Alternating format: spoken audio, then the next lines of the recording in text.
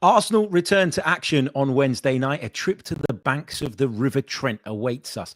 A clash with high-flying Nottingham Forest at one of the most, by my estimations, atmospheric grounds in English football.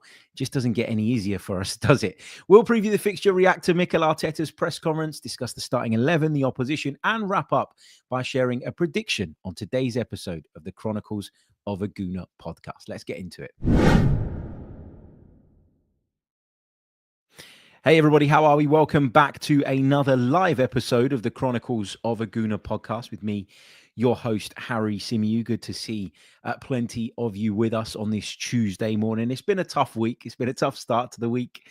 Obviously, it was a really disappointing weekend from an Arsenal point of view. It's the weekend you feel that the Premier League title finally kind of got away from us. And I know that a lot of us feared this point and feared this happening, and probably for quite some time there was question marks about us, I think, in the first half of the season. And although people kept pointing to the fact that the points tally was quite similar to that we managed last season, and then we had that really strong finish, you just felt that as the injuries were building up and as our momentum was being impacted by that and other factors as well, it was always going to be incredibly difficult to put together that type of really strong run. And people were rightly questioning whether or not we'd be able to do it. Not only did we lose at home to West Ham, our first home defeat in the league this season, not only was that the case, but we had to watch Liverpool go out on Sunday and make really light work, I thought, of Manchester City at the Etihad. And so, yeah, it's been a really tough weekend. We tried to bring you what I called some Arsenal therapy on yesterday's episode with the brilliant Andrew Mangan from Arsblog. He joined me. So that's the last episode. It's available on your podcast feeds. If you're listening to us, if you're watching us, then you can find it on the channel. It's the last full episode on the channel. So go back, check that out, have a little listen. We discussed all sorts. We talked Odegaard, we talked Rice, we talked Mourinho, Sterling, Arteta, sporting directors, you name it, we covered it in that episode. And I found it somewhat therapeutic. So a massive thank you to Andrew for joining me for that episode. And if you haven't listened to it yet, you can do so by going back through the feed. But today we are here to preview that trip to Nottingham Forest. I'll be heading up to the City Ground tomorrow night, which means that your Patreon match day reaction pod is going to come from the banks of the River Trent at the atmospheric and iconic City Ground.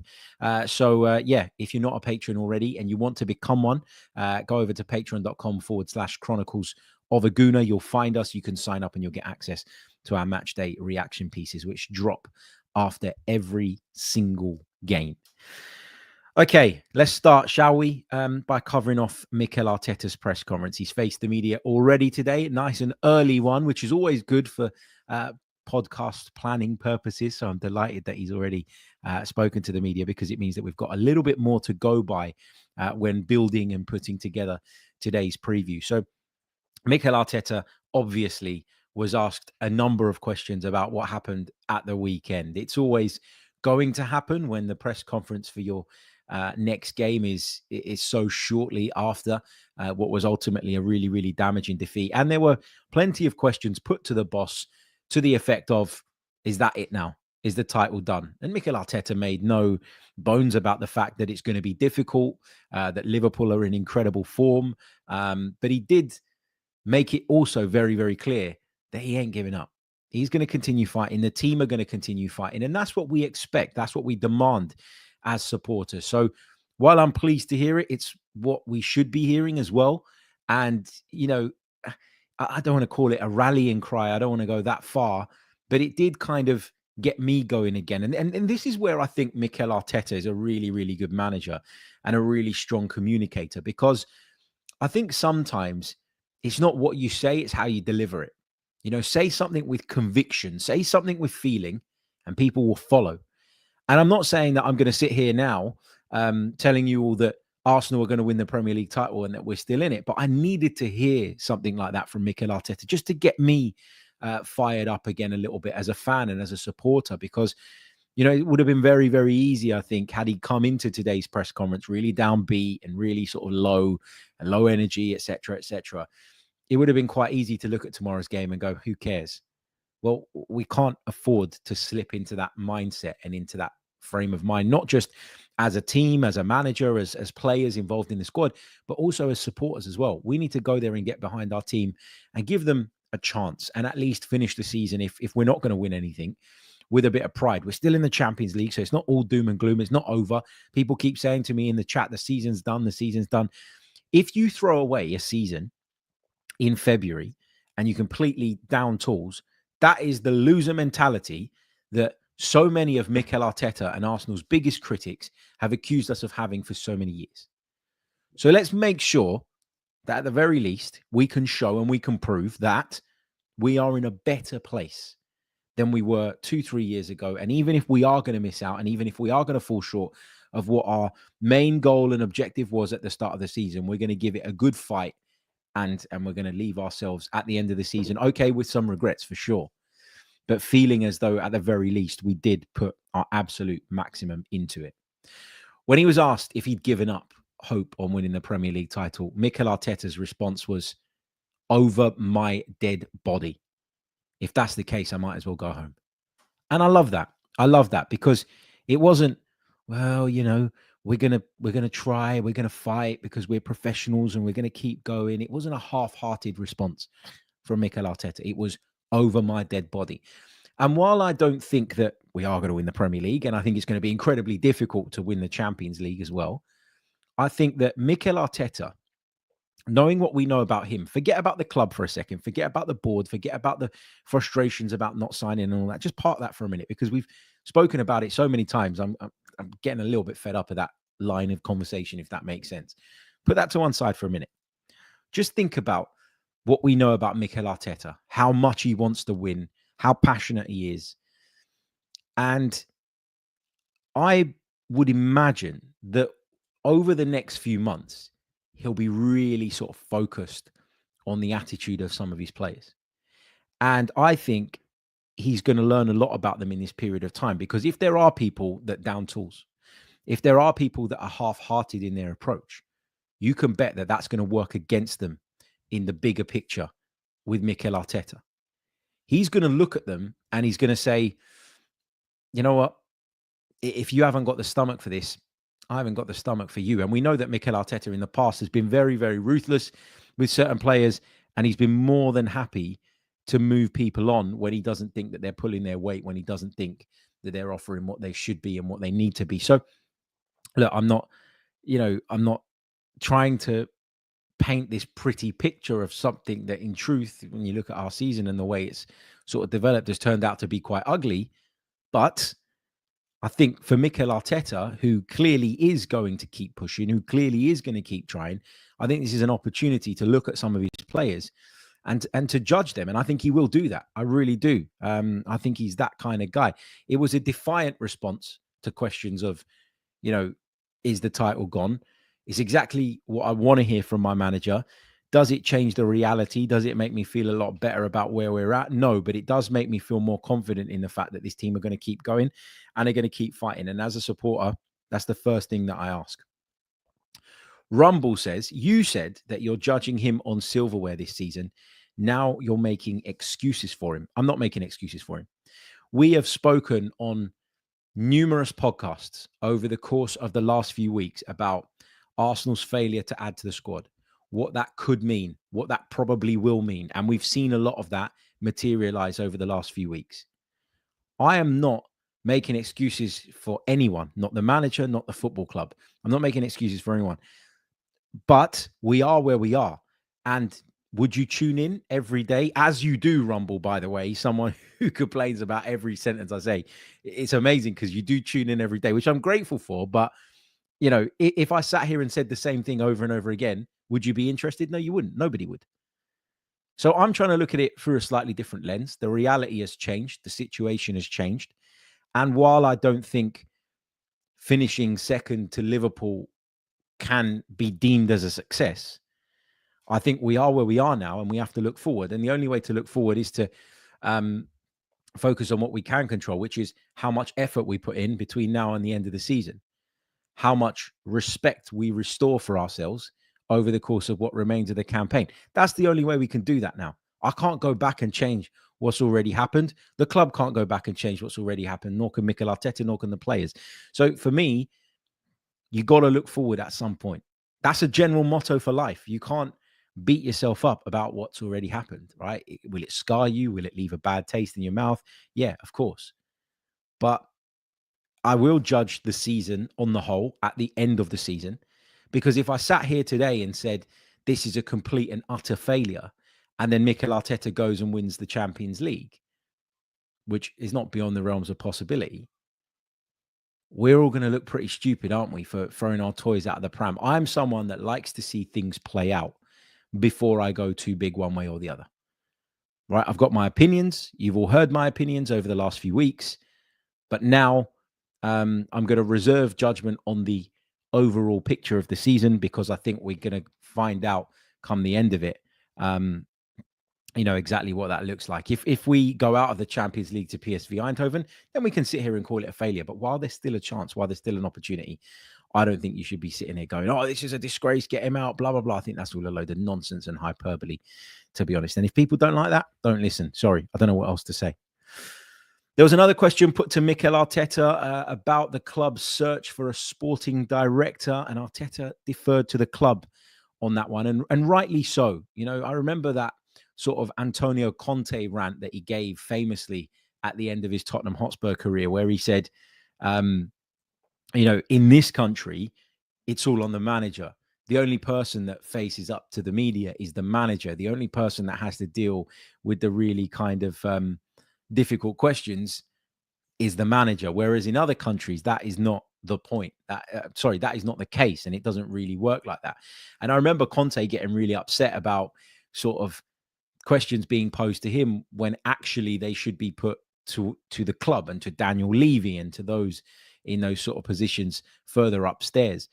And this kind of reminded me of that rant, because one of the big questions we've had for a while is who's going to take over from Eddie as sporting director. From the day he left, from the day it was revealed that he'd be leaving us to join Marinakis' group, the question was, right, who next? Who replaces him? And we know that Jason Ato is in there on a sort of interim basis at the moment. But then you look at what happened in January, the lack of activity. And while there were reports claiming that the club were actually quite encouraged by what they'd seen from Jason Ato so far, it was only fair that sections of the support and fan base were saying, well, hold on a minute. What is there to be happy with? We needed to do business. We didn't do it. Jason Ato ultimately is one of the people responsible for that, even if he is just there in an interim capacity. So what is it about what he's done so far that has given the club such great encouragement? Has he put some ducks in order for the summer? Are we going to make some big transfers in the summer that he's already laying the foundations for? We're only going to know that in the summer, right? We're only going to know that closer to the time. But right now, people are right to ask questions about the sporting director position. People are right to want to know when we can expect an appointment. And people are right to make a link between the fact that we didn't do any business in January and the fact that we don't have a permanent sporting director in place. Now, unless someone from the club comes out and explains in great detail what exactly prevented us from moving forward, why that individual, in this case, Jason Ato, is not responsible for that, or is at least not solely responsible for that, then people are going to ask that question. That is a natural question that has been created by the fact that Arsenal currently, right now, don't have a permanent sporting director in place. Is it fair to pin it on that one man and go after him? Probably not, because we don't know the full picture. As I've said, we don't know, all the dynamics behind the scenes, and we don't understand exactly what went down over the course of the January month. But the manager was adamant that he wanted someone, and the club didn't deliver. There's a big hole in that backroom staff at the moment, or the upstairs department, if you like. And that is the fact that we don't have a permanent sporting director in place. So people are going to make that correlation. People are going to make that link. And unless you're going to come out and say something that clearly, refutes that or puts people on another scent and on another trail, then that question is going to be asked. And if you're the football club, you just have to swallow it and take it. It's just a question. It's just a question being asked. But Arteta said, look, the club are the ones, that will know more about that could tell you about timings, candidates. We've heard all sorts of stories over the last few months. Thomas Rositzky was mentioned, and I think Tom Canton reported yesterday that although he's one of a number of names that Arsenal are considering at the moment, reports of him being the kind of leading candidate are a little bit wide of the mark at the minute. We've heard of Roberto Olabe being linked, and there is, of course, the possibility that Jason Ato continues in that position. So, it's something that needs resolving, I think, and I'm so glad Simon Collins asked that question. I'm also glad that Mikel Arteta didn't try and fluff it up. He didn't try and make it out like, oh, we're doing everything behind the scenes. He didn't do any of that. Straight to the point. That's on the club. That is the club's department. That is the club's remit. It's not mine. Will I be involved in the conversations? Probably, because I'm a football man and I have that level of authority you feel at Arsenal nowadays. But it's not on me. And I like that, because I think sometimes, not all the time, I think there's some things that should be kept in-house. I think there's some things that, should be done behind the scenes that should be kept quiet. And I don't think you need to know about every disruption, every disagreement, every frustration, because then you end up like Manchester United, where every day there's a story coming out in the paper about what's going on at your football club. And it's just terrible PR.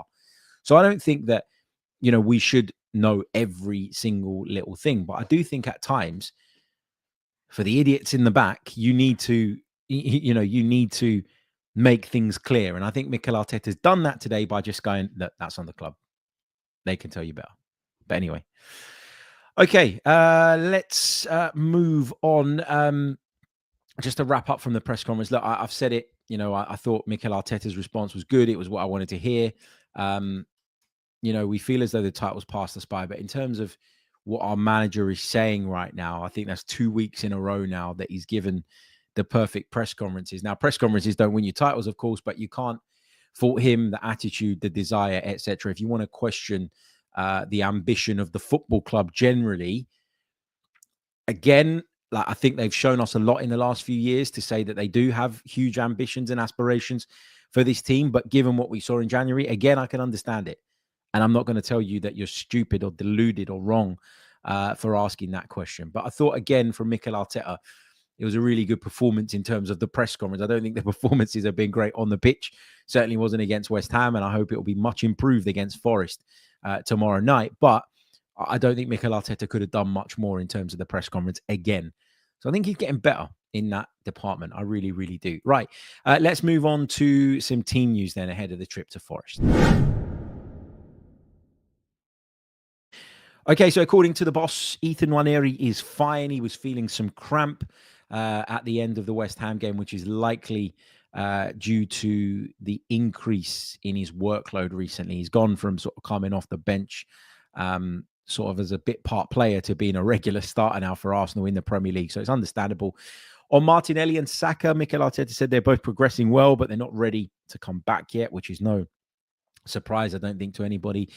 Ben White seems to be okay as well. Should he start the game? We'll come on to that in a little bit more detail when we do the starting 11. But I don't know, just kind of thinking out loud now, if Nottingham Forest away is the right game for Ben White to be thrust in at right back. Do we need to be a bit smarter defensively? Yeah, and I think that's probably why Mikel Arteta had maybe earmarked Miles Lewis-Skelly as the starter for this one. But obviously he was sent off at the weekend, which means he's not going to be available. So then there is the option of chucking Ben White in at right back and sticking Julian Timber at left back, or you just bring Ricardo Calafiori in again and you go kind of as you were. But we'll get into the lineup in a little bit more detail a little bit later on. I do want to spend some time talking a little bit about our opponents, Nottingham Forest, because I think they have had a remarkable season. Whatever happens between here on in, Nottingham Forest have had just an unbelievable campaign. To even be in the mix for a Champions League spot in late February is quite the achievement for Nuno Espirito Santo and that side. They've been incredible. And what fascinates me about them is that they kind of go to disprove so many of the things that, we've come to believe as football fans over the last few years. So there's the sort of influence of Pep Guardiola, right? And then obviously there's a lot of managers that feed off of that. You've got Mikel Arteta, who I think applies elements of that. You've got Enzo Maresca, who applies elements of that. People that have worked with Pep Guardiola, but also you've got your Andoni Iraolas, people like that whose philosophies can be compared to that of Pep Guardiola's, right? And one of the sort of key pillars of that style of football is possession. Possession, possession, possession.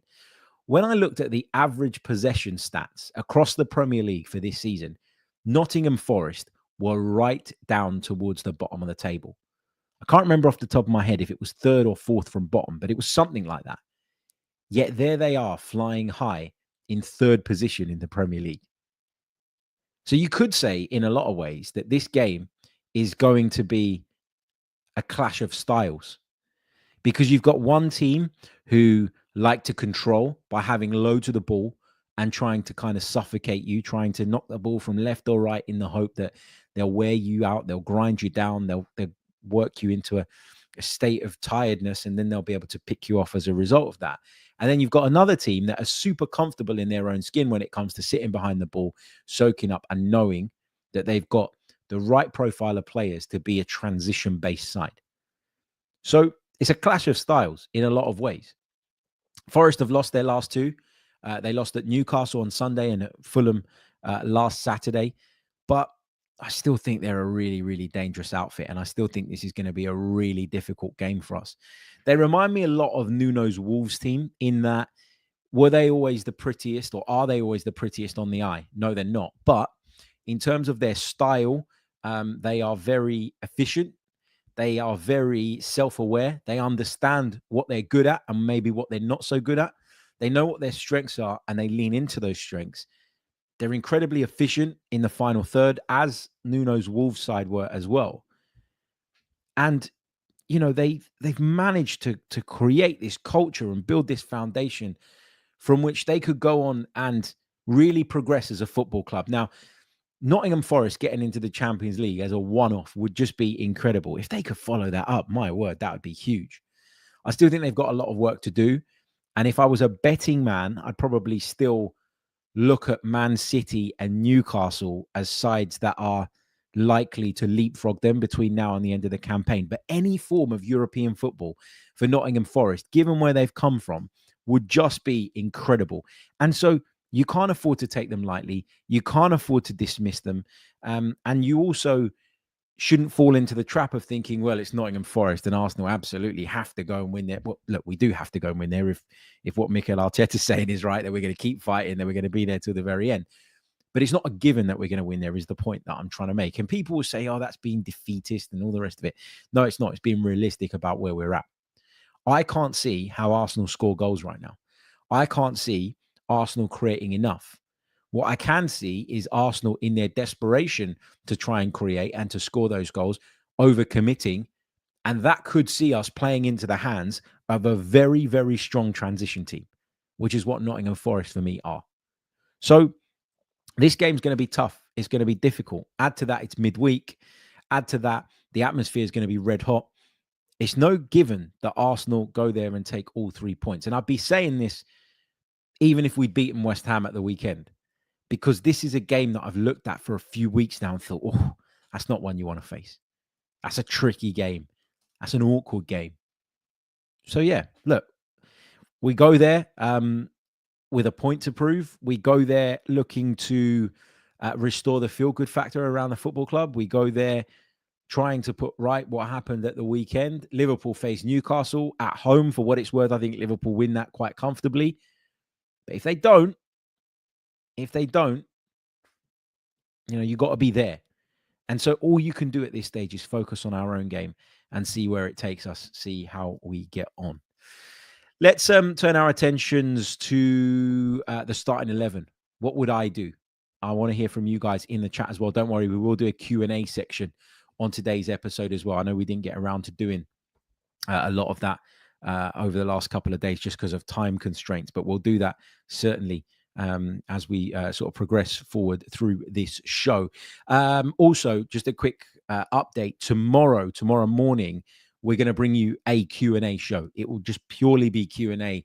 It will be a collection of questions picked up from the comments sections and from social media that have come through to me over the last few days.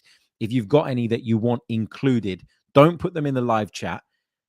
Either contact me on X at Harry Simiu. You can see it in the bottom left-hand corner of the screen as you look at it. Or when this video finishes, if you're watching us on YouTube, then go into the comment section and leave it there. Not in the live chat because it will disappear. I need it in the actual comment section. And we're going to build a show for those of you that are traveling up to Nottingham to listen to on your journey up there, should you so wish. But yeah, all of that to come, of course, on the Chronicles of a Gooner. And of course, we'll be back bright and early on Thursday morning to reflect on whatever happens on Wednesday night. I'll be tired, so if we don't get the result we want, I'll probably be quite cranky. But hey, some of you like that because when I'm positive, you don't like that, do you? Anyway, let's move on. Let's talk about Arsenal's starting 11 for the trip to Nottingham Forest. Okay, so there's a couple of things, in my opinion, that are up for debate, but this is the team I'm going with. I'm going with Raya in goal. I'm going with Timber at right back. I'm not sure that I would throw Ben White in as a starter at the City ground, as I kind of touched on a little bit earlier on. I'm delighted to see him back. I think it's really important. It was really important that we got him back. And I think the best version of this Arsenal defense has Ben White in it. I think Ben White offers more going forward than Jurrien Timber does because I think he's a little bit calmer. He's a little bit more composed.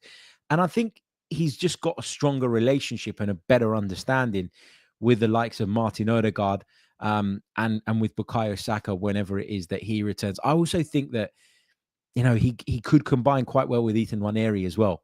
For me, Timber, when he arrived, he was a centre-back. We used him at left-back quite a bit when we were short, and he did a really, really good job there. I think Jurrien Timber is an outstanding defender, but I don't think he's as effective in the other phases of the game as Ben White is. So in the long term, you know, Ben White comes back in and takes that position, but I don't know that I would do that on Wednesday night. The other option would have been to bring Ben White into the starting 11 and maybe put Jurrien Timber at left back, because I think there are question marks over Riccardo Calafiori defensively. He must be the only Italian centre-half in the world that doesn't prioritize defending. I know he's playing at left back at the moment, but you get my kind of drift with that. Saliba and Gabriel, the two centre-backs, no doubt about that. Raya in goal. I've just about on the balance of things gone Calafiori at left back. Miles Lewis-Skelly would have 100% started for me in this game, but of course he's suspended. So my back five, Raya in goal, Timber, Saliba, Gabriel, and Calafiori. In midfield, Partey, Rice, and Odegaard is my trio. That's what I'm going with. I mean, was I tempted to change it because of how bad the performance was the other day? Yeah. You know, I think Rice, you know, being hooked was strange. And I've had that debate with a few people over the last few days. Not everybody agrees with me. There's a fair few of you that think I'm wrong on that, by the way. There's a fair few that think, no, actually, he was so bad that Mikel Arteta was right to make that change. I disagree. I thought Odegaard was poor as well. But then I think about the alternative options. What are they? Do I put Mikel Merino in the midfield? Don't think that's really worked this season, if we're being honest. Do I put Jorginho in there? That's not the worst shout in the world. But if I'm talking about a team that are going to cause us problems on the transition, he's probably the least transition resistant player, if that is even a sentence, that we've got in terms of our midfield options. He's great on the ball, great in possession, really good progressive passer from deep. I love all of those things about Jorginho. But if you're talking about needing to play on the transition, I think he's the last player that you pick, especially in the six. And if he's not playing in the six, then where does he play? That's my issue. So Partey, Odegaard, Rice is my midfield. Then I'm making the decision in the wide areas to go Nwaneri and Sterling because I don't think the Mikel Merino thing worked. I don't think it worked. It worked in the game state at Leicester because of the way things were, because of the way things panned out. We got to a stage in the game where it started to become a little bit stretched. We got to a stage in a game where, Leicester, I thought, started to get a little bit carried away after they had that opportunity, where Miles Lewis-Skelly, of course, famously sort of put the ball wide of the post and took it out of the striker's sort of firing line. I just thought in that state it really, really worked. And while, look, I'm not going to sit here and deny that I picked Mikel Merino in my starting 11 for the West Ham game in advance of it. I did. I sat there and I said, look, Sterling was so bad at Leicester and he stunk the place out so badly that, I wouldn't blame Mikel Arteta. And in fact, on the balance of things, I'd go that way as well. But watching the way that sort of panned out against West Ham, the truth is it didn't work at all. So what do you do now, right? Do you look at what happened against West Ham and say it was on the rest of the team? We didn't create anywhere near enough, and therefore Mikel Merino stood no chance of being effective, and therefore absolve him of all responsibility for the lack of punch in attack. And listen, when I say absolve him of all responsibility, I don't mean you should hammer him, because he's not a striker. He's a midfielder playing there. And we've put ourselves in a situation, in my opinion, it's partly down to bad luck, but partly because of our negligence in a lot of ways. We've put ourselves in a situation where Mikel Merino has to bloody play at centre forward. So you can't go in all guns blazing on him, and you can't, really go in hard on the individual player. But it's all dependent on how you look at the West Ham game, right? Do you look at it and say, actually, it was on Odegaard, Rice, Partey, Nwaneri, Trossard? It's on them. They're the reason that Merino was completely ineffective against West Ham United. Or do you think that in this game against this opposition, it just ain't going to work again, and so you change it back? I think I would change it back, at least from the start of the game. Merino's always going to be an option. Merino's always going to be, someone that you can call upon from the substitutes bench and thrust into the action in a time of need. But yeah, I don't know. I'm going with Trossard up front, Sterling left, and Nwaneri right. And I know people will be shouting back at their headphones, going, "Sterling? Why the hell have you put Sterling back in the team?" I said it after the West Ham game. I thought it was a mistake not to leave Raheem Sterling out of the team against West Ham, but to overlook him when making substitutions the way we did until the really late stages of the game. I thought that was a mistake, because for me, that was sending a really clear message to the player. That was sending a really clear message to the player. And if you are willing to just discard him and completely disengage him, because I think that's what is happening with this now, and is what is going to happen if you leave him out again, then that's fine. But I just don't think beggars can be choosers. And in the situation that we currently find ourselves in, I think he should come back into the team. Is it going to be one last chance? Who knows? But until the others come back, we ain't really got that much choice. So that's what I would do. Rob says I'd have Saka with crutches over Sterling. Rumble says, you said who needs a striker after the Leicester game? Irony and sarcasm are clearly not something that this gentleman understands. Jesus Christ. What else have we got? A lot of people taking issue with me saying it's partly bad luck that has led us to this position. Look, I mentioned negligence first. I said that there has been some negligence on our part, and I fully do believe that, and truly do believe that. But there has been an element of bad luck to it as well. Come on. To lose two more attackers like a couple of days after the window closes, how's there not a bit of rotten luck there? But anyway, Jid says, told you, Harry, about Sterling and ostracizing him, told you he needs to play his way into form. So you did say that. You did say that we shouldn't ostracize him. And my pushback to you, Jid, was I don't think leaving him out of a starting 11 is ostracizing him. And I stick by that. I don't think that the decision at the weekend to leave him out of the starting 11 was ostracizing him, or wrong for that matter. But I do think it was wrong. I do think it was wrong to bring on two substitutes in an attempt to enhance your attack that were essentially fullbacks ahead of him. I do think that was a step too far. I do think that was making a point that could then develop or be classed as what you're saying, which is ostracizing the player. I wouldn't have started him on Saturday from the beginning. I'd be a hypocrite if I sat here and said, no, we should have done it now. I'd be a hypocrite because I sat on this very podcast and I said, no, I wouldn't pick him because I think he was that bad at Leicester. But I also said on the post-match pod when we reflected on the West Ham United game that I thought it was wrong to bring on two fullbacks ahead of him. I thought that was a step too far. And so I am worried that maybe that's happened a little bit now. And yeah, let's see what happens. Let's see how that goes. So yeah, just to summarize on my starting 11, for those of you that are listening, then I'm going Raya in goal, Timber, Saliba, Gabriel, and Calafiori across the back. Partey, Odegaard, and Rice are my midfield trio. Nwaneri on the right, Sterling on the left, and Trossard up front with a view to using Marino off the substitutes bench.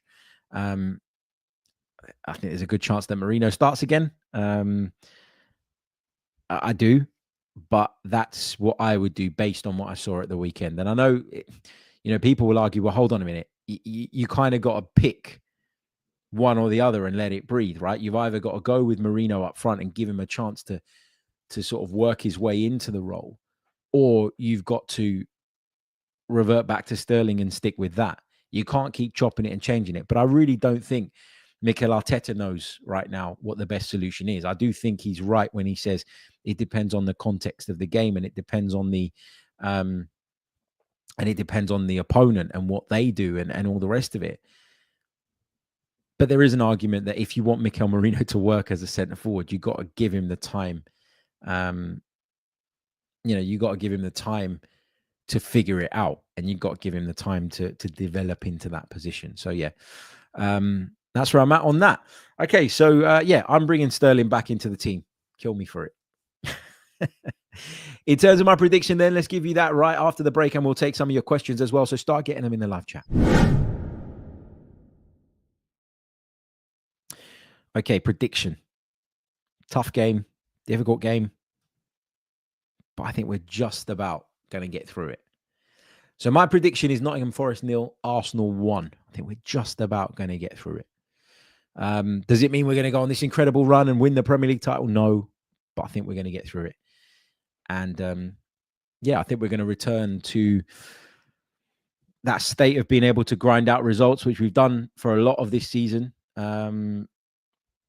Something that we've had to adapt to because of a lot of the problems that we've had this season, whether that be injuries, red cards, whatever, people out of form. We've had to find different ways of winning. We've had to find different ways of getting over the line. And I think, we had a blip at the weekend, but I think we will get over the line again on Wednesday night. And not that massively changes the big picture. But yeah, I think we will return to winning ways.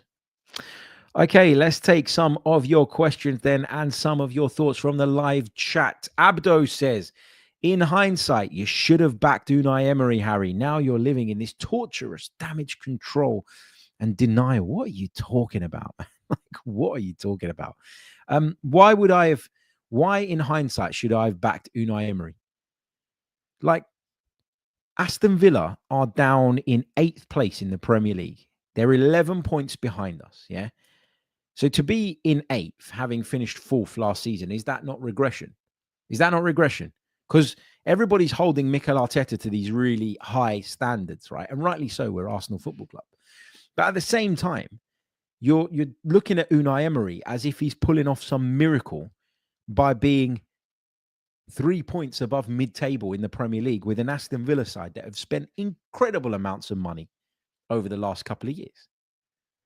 So this is where I struggle with this, right? Unai Emery is a good coach in his own right, but he wasn't the answer to Arsenal. He wasn't the guy that was going to fix all the cultural issues. He wasn't the guy that was going to bring us through the bad times and bring us to a point where we were competitive. Do people have concerns about whether or not Mikel Arteta can get us over the line? They do. And are those concerns fair? I suppose until he does that, then yes, they are. But Unai Emery, remember Unai Emery, right? let me just say, I'll make one point on Unai Emery, because all of you lot, the same people that still to this day, live by Unai Emery and his very short stint as Arsenal manager. Okay, you all wanted Granit Xhaka out of the team, right? The same people that wanted Unai Emery, or that they didn't at the time, by the way. They say it now that we should have stuck with Unai Emery. Were adamant that Granit Xhaka was a disaster and was a terrible player for Arsenal and was the root cause of all of our problems. Unai Emery made him captain. Unai Emery didn't have the backbone to say, I'm going to choose my captain. What did he do? He put it to a player vote.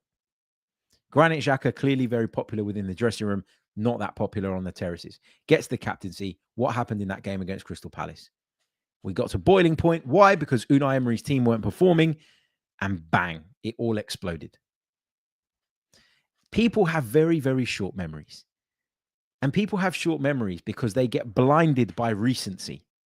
Aston Villa had a good season last season. They did. Finishing in the top 4, remarkable achievement. Fantastic. Give Unai Emery his credit. Give him his flowers. They're having a really, really good European campaign. I think they're going to make it through to the quarterfinals of the Champions League. I think they get through Club Brugge. Fantastic. But their league form, as a result, has gone like that. It's declined. It's tailed off. And this always happens to Unai Emery sides. He is one of the managers in world football who finds it notoriously difficult to find that balance between giving everything in Europe and then making sure that they maintain the standards in the league. Arteta, who you all say is terrible, is second in the league and is at the same stage of the Champions League as Aston Villa. Now, Arsenal should be above Villa, of course. But when you're talking about, being further behind Liverpool means huge regression and huge problems, then what does going from 4th to 8th show? That is regression too, isn't it? So Unai Emery's team have regressed. Can we agree on that? In which case, why are you sitting here telling me that I should have backed Unai Emery? The culture needed fixing. He had no clue what the culture was at Arsenal Football Club. He had no clue how to fix it because he picked the one player in the squad that divided opinion more than anybody in our ranks and made him captain of Arsenal Football Club and sent him out there for slaughter. That's what Unai Emery did to Granit Xhaka. Look at what happened to Granit Xhaka when Arteta took him on. 12, 24 months down the line, everybody was crying when he bloody left. But Unai Emery sent him out as a lamb to the slaughter. So anyway, stop going back over Emery and this. Emery has no relevance to Arsenal right now whatsoever. None. Mikel Arteta has done a great job of turning this football club around. Can he get over the line? We're going to see. We're going to find out. Is he going to get an unlimited amount of time to do that? No, he's not. There'll always be pressure and there'll always be people watching on and saying, I want it now. It's the nature of football. It's the nature of the world. But please, please, please do not try and suggest that Unai Emery was the answer for Arsenal, because he wasn't. And that was abundantly clear during his tenure at the football club. The things got so bad, the results got so bad, there was no choice but to sack him. But some people want to defend him. Crazy stuff. Anyway, forget about Unai Emery. Let's answer some more of your questions. Dr. Pepper, I love this. Why do so many fans lose brain cells so quickly after defeats? I'm frustrated and disappointed too, but it's either dead silent or rage mode online. Absolutely, mate. Absolutely. Absolutely. Imran says, Harry, should we just go light tomorrow and prioritize our remaining key players for PSV? Rest Gabby for Kivior, for example. Not for me, mate. Not for me. I think what happens is that if you start to do that, like, I think if you're 4 or 5 games from the end of the season, right, and your league changes pretty much, league position, I beg your pardon, is pretty much settled, then I think it's probably right at that stage to start prioritizing. But I think it's too early in the season to do that. And I think what you do is you send the wrong message. You need to bounce back after what happened at the weekend. Mikel Arteta continuously going strong and making sure that we bounce back and that we have one-off bad results rather than sort of long runs and stretches of them, I think is largely down to the way he picks his team. And some would counter-argue that and say, yeah, but it leads to more injuries, more fatigue, etc., etc.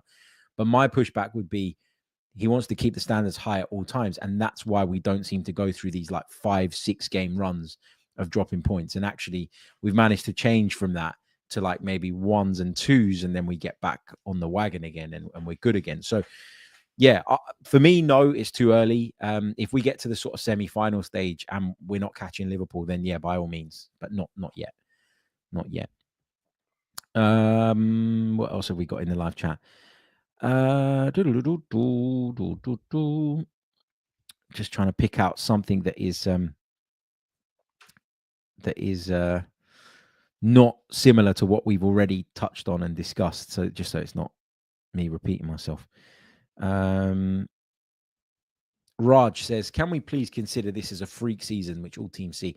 Also, the fact we lost our sporting director with horrendous red cards combined, we're still second with our worst season. Yeah, that's the kind of glass half full view of it, right? And if you want to do glass half empty, you're going to say, well, we should have won the league this year and we haven't, right? And you're going to dismiss all the factors around that. I think the truth for me is somewhere in between. I think that, have we been unlucky? Yes. Is it a bit of a freak season in a lot of ways? Yes. But are there also things that we could have done to improve our position? Yes. So I'm kind of in the middle on this, but it depends on how you choose to look at things, right? We're all different. Some people like to look at stuff as doom and gloom. Other people like to look at stuff as, okay, let's see how it goes through a more positive lens. I'm certainly like that. I look at things through a more positive lens. I get told by my wife a lot, why are you so chilled? Why are you so relaxed about this or that? And I'm always like, well, because nothing's actually gone wrong yet. Like, I'm not going to spend my time stressing over things. Obviously, the things that I can control my stress levels over, of course, but I'm not going to spend my time worrying about something that might happen. If it happens, I'll deal with it. Until then, let's just crack on. Let's just get on with it. And that's kind of, to a degree, the reason why I'm not sitting here going, this season was a bloody failure at the end of February, because if we go on, I'm not saying we're going to win the league. We won't. But if we were to make it to the Champions League final or something, right? And if you get to a final, you never know, right? You never know. If we were to get to a Champions League final, get a rub of the green on the day and win it, how stupid are all of those people that have for months on end been losing their heads, losing their minds, calling Arteta this, calling Arteta that, blah, blah, blah. How stupid are those people going to look when if he delivers the one trophy that eluded even the great Arsene Wenger? Again, I'm not saying it's going to happen, but what I am saying is give things a chance to play out before you make judgments.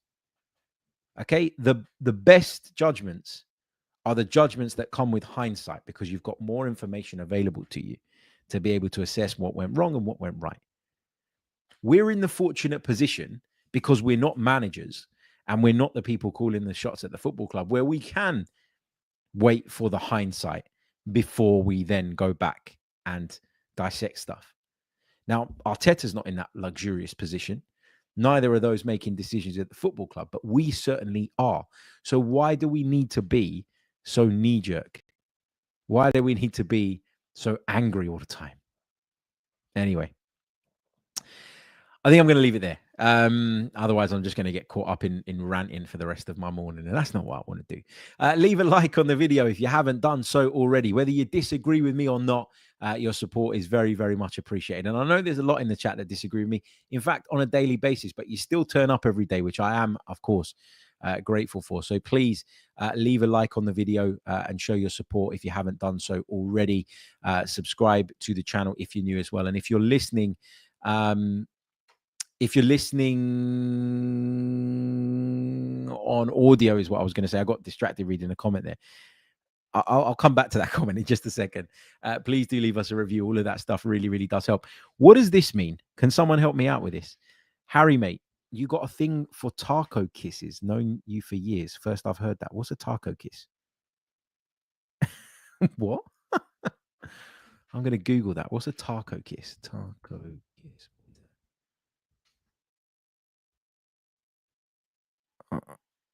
I don't get it. Oh, for God's sake, man. Who said that anyway? Oh, for God's sake. Terrible. Terrible. I've never heard that term in my life. Never heard that term in my life. Anyway, South Park reference, says Hacker. I'll let you guys Google it and see what he's on about. Anyway. Okay, right. I'm going to leave it there. Thank you all so much for joining me. And let's hope that we can take all 3 points from Nottingham Forest. I'll speak to you all very soon. Until then, take care of yourselves. Have a great day. Goodbye. Up the Arsenal.